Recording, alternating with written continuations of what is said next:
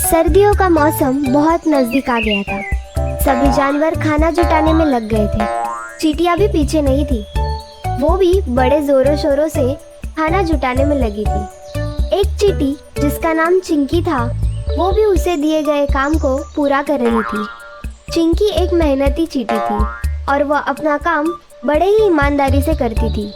चिंकी पेड़ पर से फलों के टुकड़ों को काटकर इकट्ठा कर रही थी। अचानक से जोरदार हवा चली और चिंकी पानी में गिर गई। चिंकी को तैरना नहीं आता था। वो अपने हाथ पैर मारने लगी और जिंदा रहने की कोशिश करने लगी। वो मदद के लिए चिल्लाई, बचाओ बचाओ, कोई मेरी मदद करो। उसकी आवाज बंटू नाम के कबूतर ने सुनी और वो उड़ के आ गया। उसने देखा कि चिंकी डूब रही है। उसने जल्दी से एक पत्ता तोड़ा और नदी के पानी में फेंक दिया। चिंकी अपनी मेहनत से उस पे चढ़ी और किनारे आ गई। उसने बंटू को धन्यवाद कहा और बोली, शुक्रिया बंटू भाई, आज तो मैं आपकी वजह से बच गई। अरे चिंकी बहन, अगर तुम्हारी जगह कोई और होता तो भी मैं यही करता। इस तरह चिंकी की जान बच गई और बंटू और चिंकी अपने अपने रास्ते चल दिए।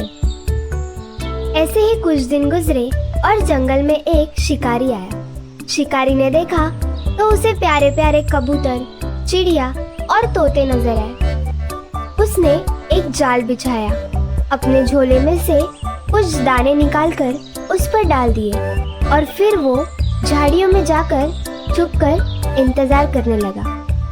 कुछ समय के बाद उसने देखा कि एक कबूतर नीचे उतरा है और जमीन पर पड़े हुए दाने को देख रहा है। वो मन ही मन बहुत खुश हुआ।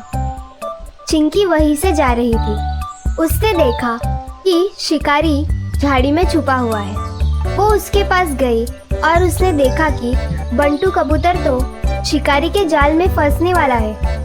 उसे ये याद आया कि कैसे बंटू ने उसकी मदद की थी जब चिंकी डूबने वाली थी।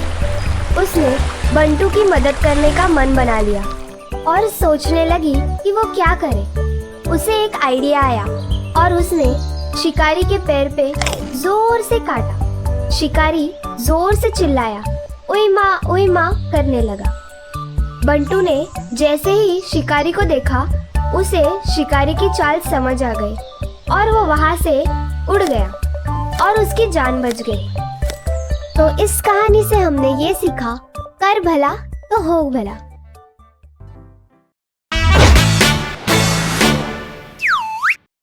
फन टीवी को लाइक करो, शेयर करो, सब्सक्राइब करो।